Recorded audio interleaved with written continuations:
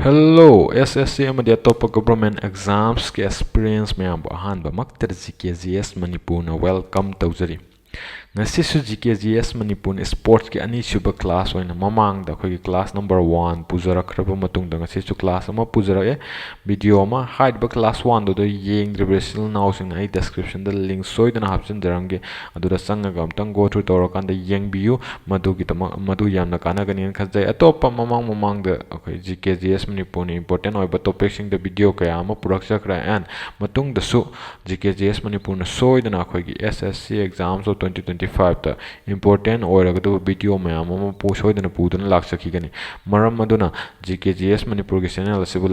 subscribe to division now sing subscribe to sin biro and ato like to sin biro and aduga khoi gi atop experiencing brothers and sisters in the share to sin biro hani niking jari and ngasigi class achi MCQ format di oirer mayam ngasigi class achi khoi important points naina bagi class oina torsi masi hara kan ngasigi class hongna ba torsi ngasigi class ahan betuti kari no National Sports Day 2024 National Sports Day 2024 se karam kan celebrate tawi hen ha matam August 29 the celebrate tawi National Sports Day 2024 for every year ko and maha hatak sahi gi theme of 2024 hatak sahi na mamang sahi hai tare ko 2024 gi theme se kai no ha matam sports as an enabler to an inclusive and fit society in high tareko and marks kai doba akhoi birthday of the Major Dhyan Chand haina akhoi soidana tabiramagni mark ki je akhoi gi August 29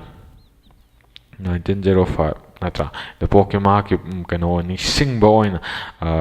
National Sports Day as a celebrate on mayam na susoidana tabiramagni Major Dhyan Chand akhoi gi India gi highest sports award sai tareko one of the highest sports award Major Dhyan Chand Khel Ratna Award ko si je mayam akhoi gi maming si je hana kari har kan khangrame ba khoina Rajiv Gandhi Khel Ratna Award har kan mayam khangrame si chu ningsing biro ko and next yang se Paralympic Games of Paris 2024 Paris France to pangthokiba Paralympic Games ko si akhoi mamangi sports kita akhoi Olympic Games ki chunaina kra yeng division now sing na yeng ko yeng biro and masigi edition se Paralympic Game edition the 17th sub edition and mascot se kai no ham the Paralympic fringe have se akhoi ki doba mascot of the Paralympic Games of Paris 2024 ne fringe se kari represent awe na na freedom and liberty represent awe aduna akhoi marks liberty ki aba Phrygian caps to khone liberty cap har zu khangna ki netra smile tawdana masigi Paralympic Games da khoi gi 4463 athletes participate to events ki ata 549 events ta masigi sports makhal kya lai ha 22 sports da khoi competition tawdini boka and high Paralympic Games da India gi a record breaking when 84 para athlete represent away and including 32 women and 52 males ko high ba India ne represent over games makhal kya da 12 games ani ko and maximum oina khoi gi 38 athletes karamba khoi gi events participate athletic ki events in the participate ko so with this next continue to show khoi gi high Paris Paralympics 2024 gi safety mission ko ado kanano oiki hai matam da Satya Prakash Sagwan oiki Satya Prakash Sagwan oiki ko and 2024 ki Paralympic ki opening ceremony ki flag bearers ti kana no ki Sumit Antil amasung Bagya Sariza tap no ki Sumit Antil na kari gi masana bana javelin bana and Bagya Sariya tap na shot put ne next time we ase akhoi ga aduga closing ceremony gi flag bearer na kana no ki Harbinder Singh and Prithipal no ki Harbinder Singh na kari gi masana no mark na akhoi gi Archer ne and Prithipal na kari gi no sprinter ne ning biro aduga high ba khoi Paralympic Games ki se marks ke lo ma ke symbol se Christian ahong khak na have the thama chet ahong khak na ko khoi represent awi ko kari masuda red blue and green marks se kari have khang ne ba agito sars khang ne ma ki Latin meaning na kari no I move and have ne si suning biro ko next yang ase akhoi ki Paralympic ki motto se kari no spirit in motion je akhoi ke do Paralympic motto ne gantai ko masigi motto se han akhoi 2004 de introduce to rakhin me Paralympic Games in Athens ta ko sumai tawdana ahan ber rank ta ke China na ta ki and ani shubna Britain ahum shubna US and akhoi India ki rank ti 18 ni with 7 gold 9 silver and 13 bronze total medal na 29 medals ni next time continue to worship the target ahan first medal se kanana loki gold akhoi Abani Lekhra na loki Abani Lekhra na ko Abani Lekhra na kai do ba mang lore ba gold se karam ba event agina shooting gi event agina shooting gi women's R2 10 meter air rifle standing SS1 hype se agina and last medal na akhoi Navdeep Singh na loki ba marks gold ne ba kari medal da na men's javelin throw event F41 event ne aduga marks se kadawa masigi category sida yahanan ba India gi oni hanan ba first gold medal of neba koi Paris Paralympic 2024 gi next time continue to se du tar 63rd Subroto Cup 2024 Subroto Cup 2024 edition 63rd shuba ka international football tournament amane marks inter school gi oni pangthok pa ka hai ba sida khoi winner se kana no ke under 17 boys ki ni ko Manipur TZ English schools in a winner oi gi khoi Manipur TZ English schools in a ko and kanam defeated Torokanda Meghalaya defeated Torokanda ko Meghalaya gi Minkian Christian Higher Secondary School has defeated Toroka host na kanan oibana New Delhi na host oibane ma'am so you don't understand the Viramogana Thazai and next time continue to next ECI Election Commission of India and have an ECI of the Election Commission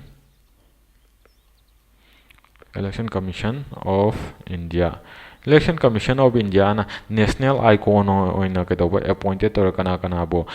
national icon for persons with disabilities and kana bo ko announce or Mr. Shetal Devi and Mr. Shetal Devi and Shri Rakesh Kumar ko Shri Rakesh Kumar Shetal Devi and Shri Rakesh Kumar moini se ko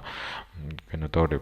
Election Commission of India national icons for person with disabilities and recognized story and next continue to say next SAF South Asian Football Federation under 20 championship under 20 championship ka so marks ke to host country kana no ke Nepal no oibane ko masida South Asian region dagi nation taruk ne represent oibo han bu winner kana no ke champions Bangladesh no ke second Nepal na khoi India ge rank na fourth ne ko Sri Lanka na home subata ki ka so I thought next time continue to say World Deaf Shooting Championship 2024 World Deaf Shooting Championship 2024 se kadai pang thokibna Germany gi Hanover hai mafam se pang thokib masida India na top ta ki medal kya phanga kan 20 medal phanga kan 7 gold 7 silver and 6 bronze ko so mind to next time continue to next ta khogi International Cricket Council gi kedoba Mari Suba chairman oina Jay Shah se appointed tawki next kaiba Jay Shah se ko International Cricket Council ICC gi Mari Suba capital chairman oina appointed tore and he was the youngest person ko khwaidagi masigi position sida hold to masigi position se hold to khwaidagi youngest person oibne Jay Shah na ko mayam marakta hangang badang soiki bi awsa mayam soita hakpi gani and next yeng ase next khoigi Asian Championship ki kada da pangthokiba UAE da pangthokiba boxing Asian Championship ta khwaidagi akhoi youngest boxer Dipali Thapa sina kedoba first ever school girl champion oigre ko Dipali Thapa sina ko next time continue to next akhoi 2025 ta pangthokadriba ICC World Test ki final championship final se akhoi London gi Lord's Cricket Ground sida host ogaduri next akhoi India gi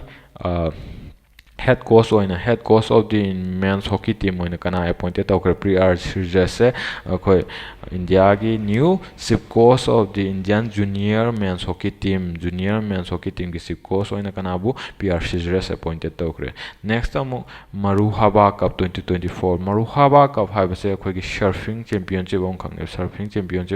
kadai da pangthokiba Toulouse Maldives ha mofam sida pangthokiba and masigi event sida akhoi gi Indiana silver medal ki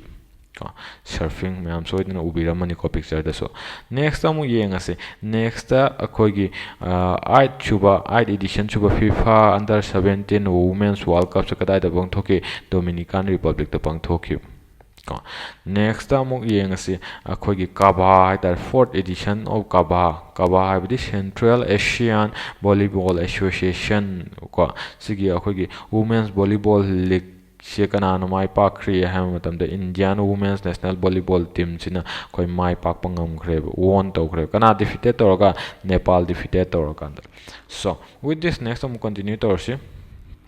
next ꯑꯩꯈꯣꯏꯒꯤ Asian under 15 junior championship 2024 women singles title ꯀꯅꯥꯅ ꯂꯧꯔꯛꯄ ꯉꯝꯈ꯭ꯔꯦ ꯑꯩꯈꯣꯏꯒꯤ ꯇꯟꯕꯤ ꯄꯇ꯭ꯔꯤꯁꯤꯅ ꯂꯧꯔꯛꯄ ꯉꯝꯈ꯭ꯔꯦ ꯃꯥꯛꯁꯦ ꯀꯗꯥꯏꯗ ꯄꯥꯡꯊꯣꯛꯈꯤꯕꯅꯣ peoples ꯆꯦꯡꯗꯨꯒꯤ ꯔꯤꯆꯤꯅꯥꯒꯤ ꯆꯦꯡꯗꯨ ꯍꯥꯏꯕ ꯃꯐꯝꯁꯤꯗ ꯄꯥꯡꯊꯣꯛꯈꯤꯕꯅꯦ ꯑꯗꯨꯒ ꯑꯩꯈꯣꯏ ꯅꯦꯛꯁꯇ ꯑꯩꯈꯣꯏꯒꯤ ꯏꯟꯇꯔꯅꯦꯁꯅꯦꯜ ꯑꯣꯂꯦꯝꯄꯤꯛ ꯀꯃꯤꯇꯤꯅ ꯑꯕꯤꯅꯕ ꯕꯤꯟꯗ꯭ꯔꯥ ꯑꯩꯈꯣꯏꯒꯤ ꯑꯣꯂꯦꯝꯄꯤꯛ ꯒꯣꯜ ꯃꯦꯗꯂꯤꯁꯅꯤ ꯃꯥꯛꯁꯦꯀꯣ ꯁꯨꯇꯤꯡꯗ ꯁꯨꯇꯔ ꯑꯕꯤꯅꯕ ꯕꯤꯟꯗ꯭ꯔꯥꯁꯦ ꯀꯔꯤ vice president of the athletic commission of the international Olympic committee ꯑꯣꯏꯅ ꯑꯦꯄꯣꯏꯟꯇꯦꯠ ꯇꯧꯈ꯭ꯔꯦ ꯀꯣ ꯑꯕꯤꯅꯕ ꯕꯟꯗ꯭ꯔꯥꯁꯦ ꯑꯩꯈꯣꯏ ꯀꯩꯗꯧꯕ ꯍꯟꯗꯛꯀꯤ 2024 ꯄꯦꯔꯤꯁ ꯑꯣꯂꯦꯝꯄꯤꯛꯇꯁꯨ ꯏꯟꯇꯔꯅꯦꯁꯅꯦꯜ ꯑꯣꯂꯦꯝꯄꯤꯛ ꯀꯃꯤꯇꯤꯅ ꯍꯥꯏꯌꯦꯁ ꯑꯣꯅꯔ ꯄꯤꯈ꯭ꯔꯕ ꯅꯨꯄꯥ ꯑꯃꯅꯤꯀꯣ ꯃꯥꯛꯁꯤꯁꯨ ꯅꯤꯡꯁꯤꯡꯕꯤꯔꯣ ꯃꯌꯥꯝ ꯁꯣꯏꯗꯅ ꯁꯤꯐꯥꯎ ꯑꯟꯗꯔꯁꯇꯦꯟ ꯇꯧꯕꯤꯔꯝꯒꯅꯤꯅ ꯊꯥꯖꯩ ꯅꯦꯛꯁꯇ ꯑꯃꯨꯛ ꯀꯟꯇꯤꯅ꯭ꯌꯨ ꯇꯧꯔꯁꯤ ꯑꯗꯨ ꯑꯣꯏꯇꯥꯔꯗꯤ ꯅꯦꯛꯁꯇ ꯑꯩꯈꯣꯏꯒꯤ Thomas and Uber Cup of 2024 Thomas and Uber Cup ꯃꯈꯣꯏꯒꯤ ꯏꯗꯤꯁꯟꯅꯒ ꯊꯣꯃꯥꯁ ꯀꯞꯀꯤ ꯏꯗꯤꯁꯟ 33rd ꯁꯨꯕ ꯏꯗꯤꯁꯟꯅꯤ ꯑꯦꯟ ꯎꯕꯔ ꯀꯞꯅ 30 ꯁꯨꯕ ꯏꯗꯤꯁꯟꯅꯤ ꯀꯣ ꯃꯥꯛꯁꯦ ꯀꯗꯥꯏꯗ ꯄꯥꯡꯊꯣꯛꯈꯤꯕꯅꯣ ꯆꯦꯡꯗꯨ ꯁꯤꯅꯥꯒꯤ ꯃꯐꯝꯗ ꯄꯥꯡꯊꯣꯛꯈꯤꯕꯅꯤ ꯊꯣꯃꯥꯁ ꯀꯞꯁꯨ ꯀꯅꯥꯅ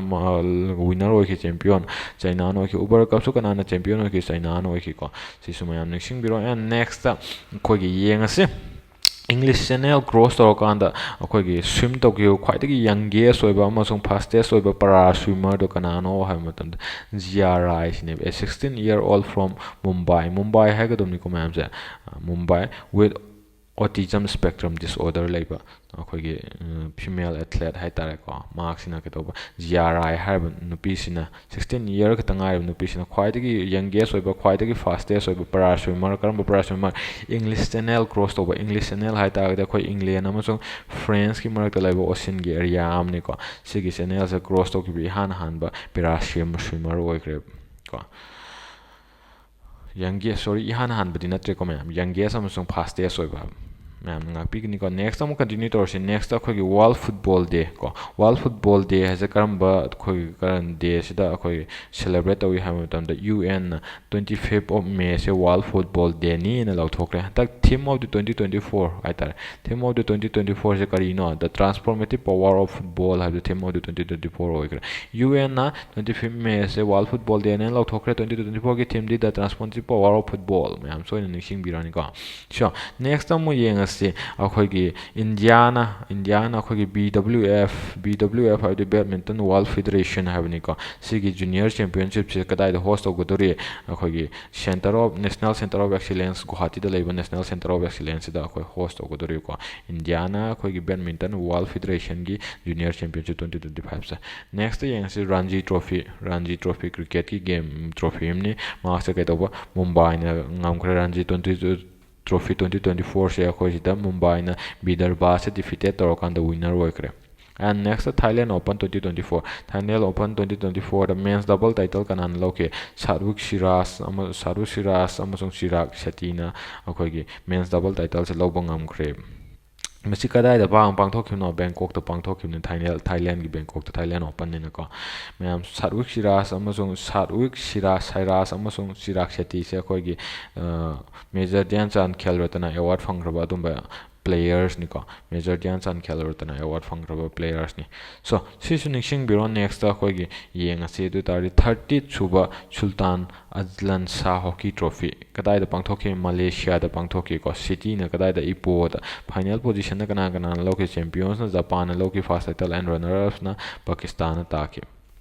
ꯁꯤ ꯍꯥꯏꯔꯀꯥꯟꯗ ꯉꯁꯤꯒꯤ ꯑꯣꯏꯅ ꯁ꯭ꯄꯣꯔꯠꯁꯀꯤ ꯄꯨꯖꯔꯛꯂꯤꯕ ꯚꯤꯗꯤꯑꯣ ꯑꯁꯤ ꯃꯇꯥꯡ ꯑꯁꯤꯗ ꯂꯣꯏꯁꯤꯟꯖꯔꯦ ꯑꯩꯅ ꯉꯁꯤ ꯄꯨꯖꯔꯛꯂꯤꯕ ꯚꯤꯗꯤꯑꯣ ꯑꯁꯤꯅ ꯃꯌꯥꯝꯗ ꯀꯥꯟꯅꯕ ꯈꯖꯤꯛꯇꯪ ꯑꯣꯏꯔꯁꯨ ꯐꯪꯕꯤꯕ ꯇꯥꯔꯒꯗꯤ ꯃꯌꯥꯝꯅ ꯁꯞꯄꯣꯔꯠ ꯇꯧꯕꯤꯕ ꯑꯣꯏꯅ ꯂꯥꯏꯛ ꯁꯤꯌꯥꯔ ꯑꯃꯁꯨꯡ ꯁꯕꯁꯀ꯭ꯔꯥꯏꯕ ꯇꯧꯁꯤꯟꯕꯤꯔꯝꯃꯨ ꯃꯇꯨꯡ ꯇꯥꯔꯛꯄꯗꯁꯨ ꯁꯣꯏꯗꯅ ꯃꯌꯥꯝꯒꯤꯗꯃꯛꯇ ꯚꯤꯗꯤꯑꯣ ꯀꯥꯟꯅꯕ ꯃꯌꯥꯝ ꯁꯣꯏꯗꯅ ꯄꯨꯖꯔꯛꯈꯤꯒꯅꯤ PDF ꯀꯤꯗꯃꯛꯇ ꯑꯩꯒꯤ ꯇꯦꯂꯤꯒ꯭ꯔꯥꯝ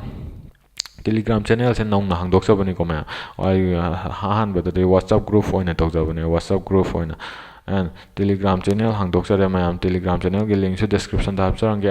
ꯋꯥꯆꯞ ꯄꯥꯏꯕꯁꯤꯡꯒꯤꯁꯨ ꯋꯥꯆꯞ ꯒ꯭ꯔꯨꯞꯀꯤ ꯂꯤꯡꯛꯁꯨ ꯗꯤꯁꯀ꯭ꯔꯤꯞꯁꯟꯗ ꯍꯥꯞꯆꯔꯝꯒꯦ ꯑꯊꯨꯕ ꯃꯇꯝꯗꯗꯤ ꯑꯩ ꯇꯦꯂꯤꯒ꯭ꯔꯥꯝꯗ ꯂꯣꯏꯅ ꯁ꯭ꯋꯤꯠꯆ ꯇꯧꯖꯔꯒꯅꯤꯀꯣ ꯃꯌꯥꯝ ꯑꯗꯨꯅ ꯑꯩꯒꯤ ꯇꯦꯂꯤꯒ꯭ꯔꯥꯝ ꯆꯦꯅꯦꯜ ꯑꯃꯁꯨꯡ ꯋꯥꯆꯞ ꯒ꯭ꯔꯨꯞꯁꯤꯡꯗ ꯃꯌꯥꯝ ꯖꯣꯏꯟ ꯇꯧꯁꯤꯟꯕꯤꯔꯣ PDF ꯀꯤꯗꯃꯛꯇ ꯑꯇꯣꯞꯄ ꯏꯝꯄꯣꯔꯇꯦꯟ ꯑꯞꯗꯦꯠꯁꯀꯤꯗꯃꯛꯇ ꯃꯁꯤ ꯍꯥꯏꯔꯀꯥꯟꯗ ꯃꯌꯥꯝꯕꯨ ꯑꯃꯨꯛ ꯍꯟꯅ ꯊꯥꯒꯠꯆꯔꯤ ꯊꯦꯡꯛ ꯌꯨ ꯃꯌꯥꯝ